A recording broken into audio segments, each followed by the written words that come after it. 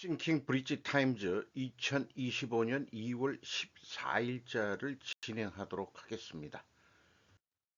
오늘의 편집 내용으로서 북한 사람이 구걸에서 케이팝으로 변한 방법, 넷플릭스 제가 좋아하는 탐욕스러운 좀비 영화 추가, 로튼 토마토에서 95% 판매 중, 소주 마실 때 필수 난리 났다 술꾼들 쓸어 담은 제품이 이렇게 앞에 편집을 문화예술을 오래간만에 한번 선택을 해 봤습니다.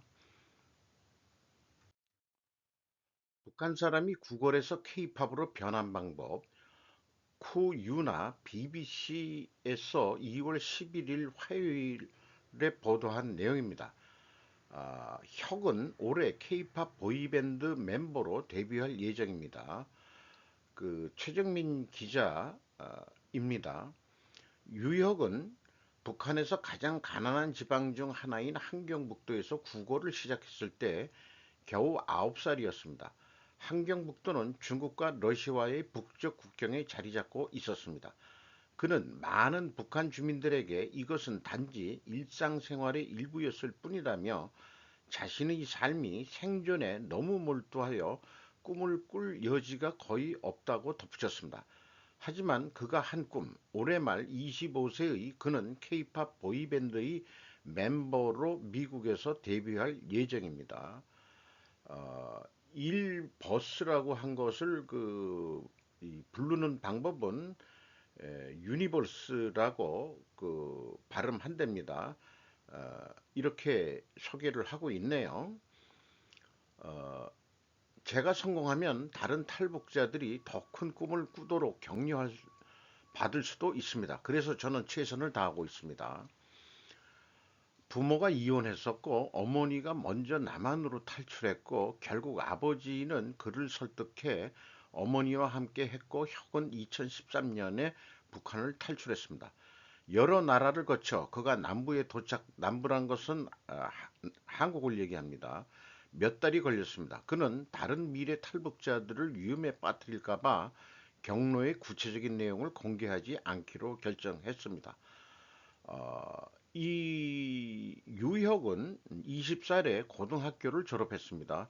그 후 그는 생계를 위해 식당과 공장 등 아르바이트를 했는데 어떻게 발탁이 됐냐 그러면 SM 엔터테인먼트의 그 기획자가 접근을 했는데 처음에는 사기꾼인 줄 알고 멀리 했다가 진정성을 보고서 나도 한번 성공해 보겠다고 해서 훈련을 받아가지고 그렇게 지금 곧 데뷔할 건데 성공할지 실패할지 1년에 이 그룹들이 한 뭐 20개 정도나 배출이 되는데 요즘은 이제 케이팝 한류에 의해 가지고 외국인들이 섞인 그런 이 그룹들이 많이 걸그룹이나 남성 그룹이나 이런 게 있습니다만은 성공할지 여부는 잘 확실치는 않다고 합니다.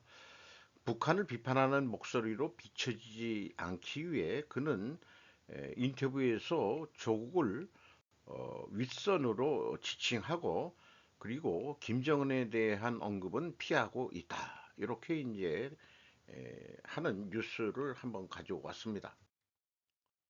넷플릭스 제가 좋아하는 탐욕스러운 좀비 영화 추가 로튼 토마토에서 95% 판매 중 프레다 쿠퍼가 2월 11일 날 보도한 얘기인데 요게 부산행 좀비 영화였죠. 어, 이 영화를 추천하는 배경은 그들은 솔로든 화려한 호로든 그들만의 독특한 공포 스타일로 큰 스크린에서 자리를 잡았습니다. 이 호르는 매우 유연하고 적응력이 뛰어나다는 것이 입증되었습니다. 이제 영국 팬들은 2월 11일 화요일에 추가된 장르의 최고 인기 영화 중 하나인 부산행 2016년을 통해 넷플릭스를 스타일리시하게 침공하고 있습니다. 영국 팬들은 ITVX를 통해 시청하거나 프라임 비디오에서 대여할 수 있습니다. 단돈 $800만 제작 제작된 이 영화는 9,270만 달러 이상의 수익을 올리며 전 세계 36개 상을 수상했습니다. 부산행 2025년 2월 11일 화요일에 미국 넷플릭스에서 공개됐다고 소개를 하고 있습니다. 소주 마실 때 필수 난리 났다. 술꾼들 쓸어 담은 제품이 성수영 기자가 한국경제에서 2월 13일 날 보도한 내용입니다. 국립박물관 문화재단이 출시한 제품인데 이 그림을 어디서 많이 봤는데 평안감사 향연도, 단원 김홍도 민속 화가로 유명하죠. 아주 재밌게 그려놓은 상태입니다. 평양감사가 뭐 그런 그 자기 뜻이 없으면은 뭐 평양감사조도 안 한다 뭐 이런 얘기도 있습니다만은 요게 소주잔이 소주가 딱 부어지면은 이렇게 빨갛게 변한다는 거예요. 이게 아주 지금 히트 쳤답니다. 참 뮤즈라고 그러네요. 박물관 상품을.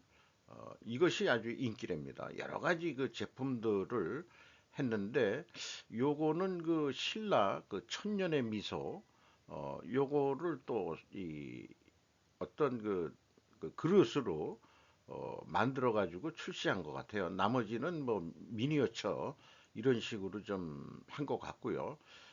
부엌 부뚜막도 요런 식으로 또 좀 한 게 있네요. 어, 그 많이 인기를 끌 것 같습니다. 한국 미 해군 함정 건조길 열리나 미 의회 동맹도 함정 건조 허용법 발의 정미아 조선비저에서 2025년 2월 12일 날 보도한 내용입니다. 트럼프 당선 직후 한 조선업 도움 필요하다고 언급을 했다는 걸 소개하는데 미국 하원에서 두 사람이 미 해군과 해양경비대 준비태세 강화하기 위한 법안을 했는데 각각 일건씩이지만 내용은 같다. 현재 미국 법은 미국에서 운항되는 그 배들은 모두 미국에서만 건조해야 된다는 그런 법이 있답니다. 이게 이제는 경쟁력이 떨어져 가지고 안 되니까 동맹국에서 만들 수 있게 하자는 거죠. 우리나라 조선업은 기회일 것 같습니다. 중국 기업이나 중국에 본사를 둔 다국적 기업이 외국 조선소를 소유 운영하지 않는다는 사실을 미 해군이 확인해야 한다는 조건이 달렸다. 우리나라가 그 하나오션이 미국의 그 필리 조선소를 일단 그 중형 정도 그 조선소죠. 거기를 인수를 했죠. 그리고 그걸 뛰어넘어서 미국 내에서 그 져야 된다니까 거기를 인수한 건데 이제는 그 한국 그 우리 울산이라든지 그 또 그 다른 거제 이런 조선소에서도 지을 수 있다. 이런 얘기가 되겠습니다. 매우 우리한테는 그 경제적으로 좋은 얘기일 것 같아요. 연관된 뉴스로 미국 조선업에 무슨 문제가 있나요? 트럼프의 한 최고 고문은 머스크의 도지가 군사 폐기물을 주시함에 따라 이를 절대적인 혼란이라고 불렀습니다. 크리스 파넬라 인사이더에서 2월 11일 날 보도한 내용입니다. 트럼프 대통령은 앨런 머스크의 도지의 낭비적인 국방부 지출을 조사하도록 지시했습니다. 백악관 NSA 고문 마이크 왈츠는 미국 조선업을 완전히 엉망진창이라고 불렀습니다. 부풀려진 비용, 지연, 산업 기반의 공동화와 같은 문제들이 조선업에 영향을 미치고 있습니다. 미국 조선산업의 쇠퇴와 인력 축소, 국방부 예산은 8천억 달러가 넘으며 작년에 7회 연속 감사에서 실패했습니다. 이는 많은 자금이 아직 확보되지 않았다는 것을 의미합니다. 목표는 그것을 바꾸는 것입니다. 은퇴한 육군 대령인 마이크 왈츠 백악관 국가안보보좌관은 특히 미군 조선 프로그램을 관심사로 지목했습니다. 그는 또한 조선업체들이 설계가 완료되기 전에 작업을 시작하도록 비용을 지불하는 과정에 대해 우려를 표명했습니다. 사람들에게 선물로 돈을 지불하고 나면 수년 동안 배송이 이루어지지 않았습니다.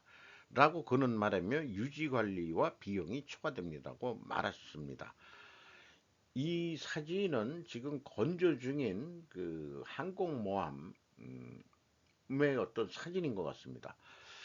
자, 이 조선업이 우리나라가 잘 되는 이유 중에 하나는 그 건조 과정이라든지 물론 계약금을 받아야 됩니다.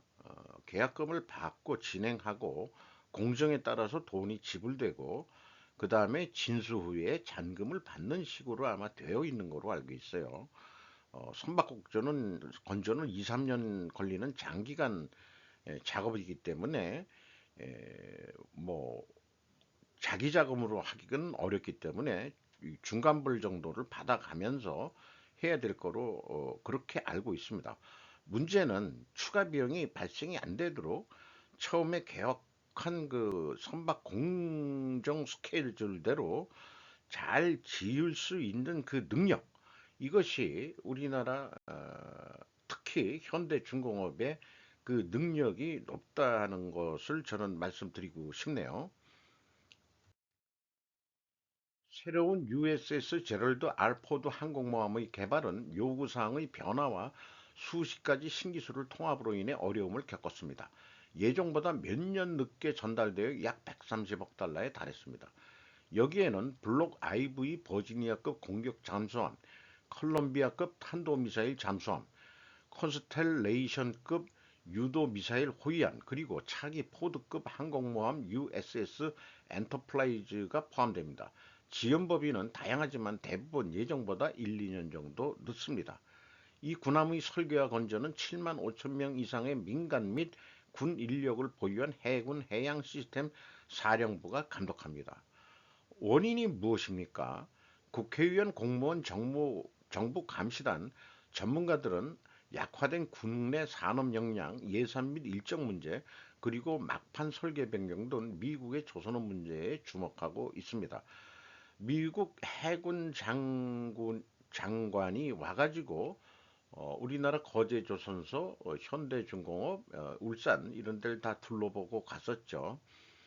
미 해군 관계자, 분석가 그리고 업계 전문가들은 일관성 없는 국방 예산, 해군 요구 사항 및 비용 추정치 변화, 그리고 국내 능력의 감소가 수십 년 동안 해군의 조선 능력을 약화시키고 있다고 말합니다.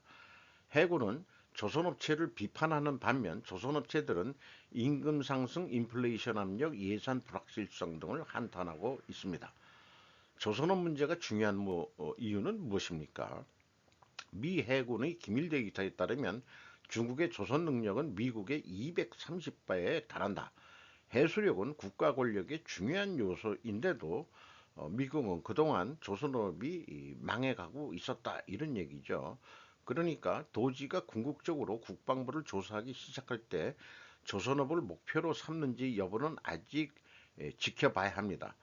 아, 군 국방부 그 펜타곤의 예산은 많은 낭비와 초당적인 문제가 있다. 이렇게 소개를 하고 있습니다.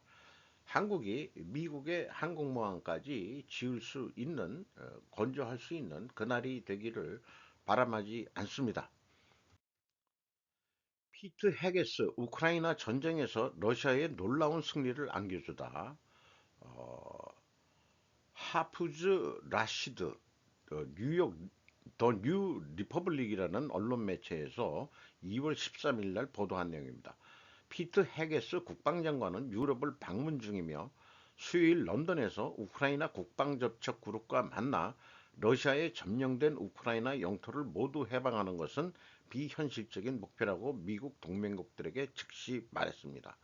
나토의 32개 회원국을 포함한 57개국 동맹국들에게 미국은 우크라이나에 대한 나토 가입이 협상된 합의 현실적인 결과라고 생각하지 않는다. 우크라이나가 나토 가입시키려던 그것 때문에 침공을 당한 거 아니냐 이런 얘기인 것 같습니다. 푸틴의 우크라이나에 대한 주요 불만 중 하나는 우크라이나가 동유럽의 다른 국가들과 함께 나토에 가입할 가능성에 대한 전망을 했기 때문에 공격을 했다. 헤게스의 발언은 새 행정부가 우크라이나 주권을 수호하는 것보다 푸틴과의 더 나은 관계를 우선시할 것임을 시사하는 것이다. 지난 몇 주 동안 트럼프는 관세를 러시아에 대한 지렛대로 사용하고 우크라이나의 천연자원을 계속 지원하는 대가로 우크라이나를 흔들겠다고 말했습니다.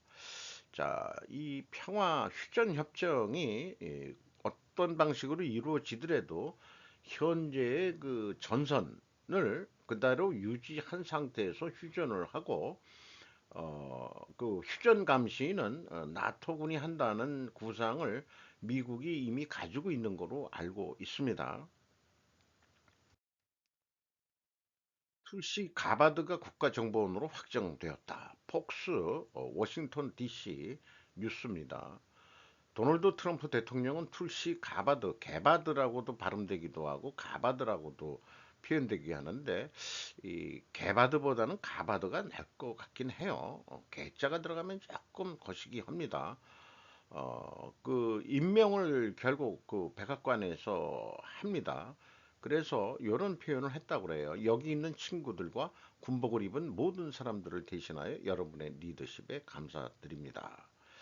자, 국가정보국장, 모든 정보기관을 총괄하는 44살의 하와이 출신 툴시, 툴시 가바드가 미국의 44세로 알고 있습니다. 21년의 군 장교 경력 출신이기도 하고요. 어, 참 대단합니다. 미국의 그 여성들이 또 그 나라의 제도가 그러니까 여성들도 이런 고위직에 올라가는 것이라고 생각을 합니다. 트럼프, 푸틴, 젤렌스키 통화, 러우 전쟁 종전 협상 시작. 전자신문 2월 13일자의 보도 내용입니다. 어쨌든 통화를 해가지고 만나는데 그 아마도 우선은 사우디아라비아에서 처음 만나게 될 것 같고 각자 또 상호 방문을 할 계획이라는 내용도 나오고 있습니다. 이 말은 아까 얘기한 털시 게버드 참 어떻게 발음해야 될지 국가정보국장 취임성사 행사에서 이런 말도 언급을 했다는 얘기죠. 사진은 거꾸로 그 도지에 대한 설명을 하는 그런 사진을 게재했네요. 이런 자유스러운 분위기, 어, 4살짜리 아들이 됩니다. 몇 번째 아들인지는 모르겠습니다만은, 그, 이런 그 분위기가 또 참 미국스럽다라는 생각도 하게 되고요. KBS 그 5분 요약 방송 어저께 소개한 거는, 예, 그 머스크가 얘기하는 것만 했는데, 풀 영상을 보면은 서로 그 보충 발언을 서로 해가면서 호흡을 맞추는 그런 모습을 볼 수 있었습니다. 천진난만한 4살짜리가 뭐 알겠습니까? 코를 후비는 장면도 나오고 했었습니다. 시행사 전 회장 서류 송청, 아파트 계단 붕괴, 엄과치사 혐의, 우리말로 하면 업무상 과실치사겠죠. 서류 송청은 검찰에 넘겼다는 뜻으로 들립니다. 지식통신 사회부 요런 그 우리나라로 치면은 3층짜리 연립 건물 같은데 이게 이제 뭐 낙상에 의해서 그 사망한 사고가 난 임대 아파트라고 여긴 표현되어 있네요. 도쿄도 하치오지시의 임대 아파트에서 2021년 4월 바깥 계단의 일부가 무너져 주민 여성이 전락사한 사고로 경시청 수사 1과는 14일에도 업무상 과실치사 용의로 아파트를 시공한 노리다케 지소 사가미 하라시 파산의 전 회장의 남자를 서류 어, 검찰에 송치한다, 송부한다 이런 얘기일까요? 방침을 굳혔다. 수사 관계자의 취재로 13일 알았다고 합니다. 원 회장이 붕괴 위험을 인식하면서 일제 점검과 보수 공사 등을 게을리해 사고가 났다고 판단했다. 우리나라도 무슨 안전사고 나면은 이제는 그 공사 감독관 이런 사람이 들어가는 게 아니고 대표를 잡아들이죠. 그렇게 해야 뭐 안전사고 내지는 그 이 설비 사고 이런 거에 대한 다른 것들도 그렇게 그 처벌을 강화해야 된다고 생각을 합니다. 58세 사토미 씨가 바깥 계단을 오르고 있었을 때 목재의 충판과 2층 통로를 잇는 계단이 붕괴돼 가지고 사망을 했다. 이런 얘기네요. 그 제대로 그 처벌해야 된다는 그런 그 뜻으로 우리가 인식을 해야 될 것 같습니다. 한국은 좀 더 해서 그 강화되고 있는 상황으로 알고 있습니다. 실탄 넘쳐나는 HD 현대, 조단위 매물의 눈독, HMM도 거론, 노자훈, 오기환, 정민아 세 기자가 조선 비지에서 2월 14일 날 보도를 했습니다. HD 현대가 조단위 매물을 인수하기 위한 탐색전에 들어갔다. 주요 계열사들이 호실적을 내며 현금이 쌓이고 있어 기업 가치가 저평가된 회사를 인수하기에 적기라고 판단한 것으로 전해진다. 일각에서는 HD 현대가 지난해 매각이 무산됐던 HMM 인수를 하기 위해 물밑에서 KDB 산업은행과 접촉했다는 얘기도 나온다. IB 업계의 고위 관계자는 일단 방산 및 조선업이 굉장히 잘 되고 있으며 전력기기 계열사 HD 현대 일렉트릭이 말 그대로 떼돈을 벌고 있다. LS 일렉트릭도 벌고 있고요. 효성중공업도 중전기 제품으로 왕창 돈을 벌고 있습니다. 미국 수요가 많아지기 때문입니다. 미국에서 공장을 열심히 지으면 지을수록 우리나라 중전기 제품도 왕창 팔리게 되어 있다. 이런 얘기가 되겠네요. 지난해 HD 한국조선해양은 매출액 25조 5,386억 원, 영업이익 1조 4,320억 원을 기록했다. 그래서 찾아보면은 연결 기준입니다. 매출이 25조 5,386억 원, 19.9% 증가했어요. 영업비용이 14.7%밖에 증가를 안 했기 때문에 영업이익은 1조 4,341억 원으로서 무려 408%나 영업이익이 상승했습니다. 한국조선해양은 현대중공업, 현대미포조선, 현대삼호중공업 큰 세계 조선소를 거느리고 있는 중간 지주 회사가 되겠습니다. HD 현대 일렉트릭도 보면은 매출이 3조 3천억으로서 22.9% 증가했고 영업비용은 11.1%밖에 증가를 안 해서 영업이익이 6,689억 원 흑자가 나서 112%가 영업이익이 증가했습니다. 이물질 논란 재점화 192억 원 파생상품 거래 손실 위기 할인 본업까지 흔들 유진희 기자가 조선비지에서 2월 14일에 보도했습니다. 품질, 재무, 신사업 3중고 이물질 논란 이어져 외국산 닭고기 공세도 치열하다. 최근 1년 3개월 사이 이물질 논란 3차례 반복. 파생상품 거래 손실로 재무 건전성 악화. 신사업 부진, 본업 경쟁력 하락 악순환. 이런 식으로 얘기했는데 하림이 더 미식이라는 식품을 내놨고 푸디 버디 같은 새 브랜드를 선보이면서 프리미엄 전략을 내세웠지만 유통시장의 전반에 걸쳐 지금 별로 그 안 좋다 이런 얘기를 하고 있습니다. 본업에 충실하라. 이런 얘기를 그래서 그 신사업 이런 거 좋은데 그 이 첩질 성격이라고 제가 비유를 하고 있죠. 본업에 충실하기도 참 먹고 살기 힘든데 에, 뭐 다각화하는 것도 성공하면은 좋은 건데 남들 다 하는 거에 또 뛰어들고 그러면은 그 경쟁에 의해서 그렇게 쉽게 되는 게 아니죠. 어쨌든 할인미 연결 기준으로 2024년도에 1조 2,854억 원을 해가지고 8.9% 감소했고 영업이익은 29.5%가 감소했습니다. 매출 감소에는 전년 대비 생계 시세 하락으로 닭 가격이 내려갔다. 여기 생계라는 것은 살아있는 닭. 손익구조 감소인 환율 상승으로 인해 전년 대비 금융 비용 증가로 인한 감소했다. 이렇게 됐는데 이 기자가 취재한 것은 그 파생상품 거래 손실이 또 있다고 했네요. 방탄차 타고 국경 넘었다. 시리아 수교 물꼬튼 그녀. 노석조 기자가 조선일보에서 2월 14일 날 보도를 했습니다. 이 현재 그 시리아 임시정부의 그 외무장관, 외교장관 아스아드 알사이바니라는 사람인데 참 이렇게 비유를 해보면 아주 조그마신 여성이네요. 김은정 외교부 아프리카 중동국 국장 지난 7일 이렇게 만나서 우리나라가 쿠바하고 수교를 작년에 했죠.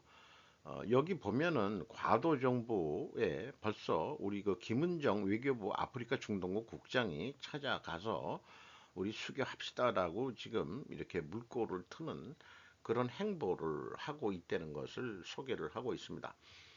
경북대 영어교육과를 졸업한 김 국장은 언제냐? 19년 외무고시 32회로 입부해 중동 일과장 등 또 심의관 거쳐서 2020년부터 아중동국장, 아시아 중동국장을 하고 있다. 이 지역의 중요성이 커지면은 그 아시아 국장과 그다음에 중동 국장 이런 거는 좀 이렇게 분리가 돼서 더 전문화 하는 것이 좀 바람직할 거라고 또 생각도 드네요. 청담동 그 병원 마약의 성지였다. 전 프로야구 선수도 불법 투약. 지혜진 기자가 매일경제에서 2월 13일 날 보도한 내용입니다. 미용병원 차린 60대 의사 마약류 투약 41억 원 벌어들여 의사 투약자 등 115명 입건. 붙잡힌 의사는 전 프로야구 선수 오재원 씨와 일명 람보르기니 주차 시비 사건 운전자 등 100여 명에게 의료용 마약류를 불법 투약하고 40억여 원을 챙긴 것으로 확인됐다. A씨는 이비인후과 전문의 자격증을 취득한 후 약 40년간 의사로 일해온 인물로 2012년부터 청담동의 피부시술 성형 전문 의원을 개업한 것으로 조사됐다. 이들은 1회 투약 시 환자들에게서 20만 원 내지 30만 원을 받았고 총 1만 7,216회를 투약해서 41억 4,051만 원을 불법 취득했다. 경찰은 A씨가 전신 마취제인 애토미데이트가 마약류로 지정되지 않은 점을 악용한 것으로 보고 식품의약품안전처에 마약류 지정을 요청했다. 이것은 적발된 것은 세 발의 피일 것이라고 생각합니다. 한국의 마약 유통은 병원을 통한 비율이 가장 높으며 이에는 국내에서 활동하는 화교와 밀접한 관계가 있다는 고발성 유튜브 방송이 있습니다.